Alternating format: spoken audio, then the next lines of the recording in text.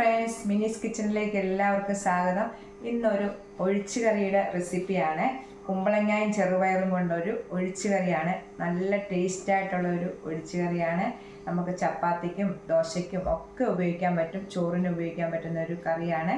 അപ്പോൾ നമുക്ക് വീഡിയോയിലേക്ക് പോകാം. നമ്മളിന്ന് കുമ്പളങ്ങയും ചെറുപയറും കൊണ്ടൊരു ഒഴിച്ചു കൂട്ടാൻ കറിയാണ്. ഈ കറി ചപ്പാത്തിക്കും പെറോട്ടായ്ക്കും എല്ലാ ദോശയ്ക്കും ഒക്കെ പറ്റിയൊരു കറിയാണ്. ചോറിനും നല്ലൊരു കറിയാണ്. ചെറുപയർ ഉപയോഗിച്ചാണ് കുമ്പളങ്ങ കറി വെക്കുന്നത്. കുമ്പളങ്ങ പല രീതിയിൽ വെച്ച വീഡിയോ എൻ്റെ യൂട്യൂബ് ചാനലിലുണ്ട്.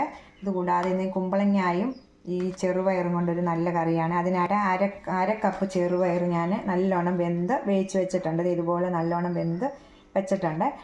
ഇതുപോലൊരു കഷ്ണം മതി കുമ്പളങ്ങ. ഇത് ഒരെണ്ണത്തിൻ്റെ പകുതി കാൽ ഭാഗമാണ് എടുത്തേക്കുന്നത്. ഇത് നമുക്ക് തൊലി കളഞ്ഞ് കഷ്ണങ്ങളാക്കാം. കുമ്പളങ്ങ അരിഞ്ഞ് നമ്മൾ ചട്ടിക്കകത്ത് വെച്ചിട്ടുണ്ട്. ചട്ടിക്കകത്താണ് ഞാൻ കറി വെക്കുന്നത്. ഇതിലേക്ക് കുറച്ച് വെള്ളം ഒഴിക്കുക. ഒരു 1/4 ടീസ്പൂൺ മഞ്ഞൾപ്പൊടി ഇടാം. പൊടി ഇട്ടു. ഇനി 3 പച്ചമുളക് കീറിയിടാം. ഇച്ചിരി കരിയാപ്പില ഇടാം. സ്വല്പം ഉപ്പും ഇട്ട് നമുക്കൊന്ന് കുമ്പളങ്ങ ഒന്ന് പകുതി വേവാകുമ്പോഴാണ് നമ്മൾ ചെറുപയർ ഇടുന്നത്. ചെറുപയർ വെന്തിരിക്കുന്നതല്ലേ. കുമ്പളങ്ങ പെട്ടെന്ന് വേകും. നമുക്ക് മൂടി വെച്ചൊന്ന് പകുതി വരെ വേവിച്ചെടുക്കാം. കുമ്പളങ്ങ വേകാറായി വരുവാണ്.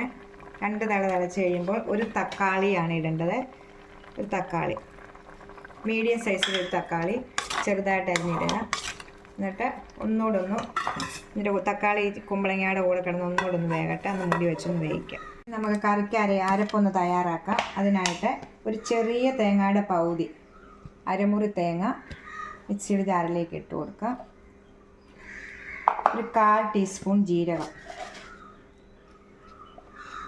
നമുക്ക് വെള്ളം ഒഴിച്ച് ഒന്ന് അരച്ചുകൊണ്ട് വരാം. ഇത് രണ്ടും മാത്രം മതി. ഒന്ന് അരച്ചുകൊണ്ട് വരാം. കുമ്പളങ്ങയും തക്കാളിയും എല്ലാം വെന്തിട്ടുണ്ട്. നമുക്ക് വേണ്ട നല്ലോണം വെന്തിട്ടുണ്ട്. കുമ്പളങ്ങ വെന്തിട്ടുണ്ട്. നമുക്കിതിലേക്ക് ചെറുപയറിടാം. വേവിച്ച് വെച്ചേക്കുന്ന ചെറുപയറാണ് ഇടുന്നത്.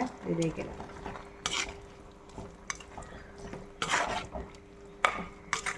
ടീസ്പൂൺ കാശ്മീരി മുളക് പൊടി ഇടാം. ഇതിലേക്ക് ഇട്ടിട്ട് ഇതെല്ലാം കൂടെ ചെറുപയറും കുമ്പളങ്ങ എല്ലാം കൂടെ ഒന്നുകൂടെ ഒന്ന് തിളച്ച് വരട്ടെ. എന്നിട്ട് നമുക്ക് അരപ്പ് ചേർക്കാം. ഇതെല്ലാം വെന്തിട്ടുണ്ട്. നമ്മൾ അരച്ചുകൊണ്ട് വന്നേക്കുന്ന തേങ്ങയും ജീരകവും കൊണ്ടുള്ള അരപ്പ് ഇതിലേക്ക് ഒഴിക്കാം.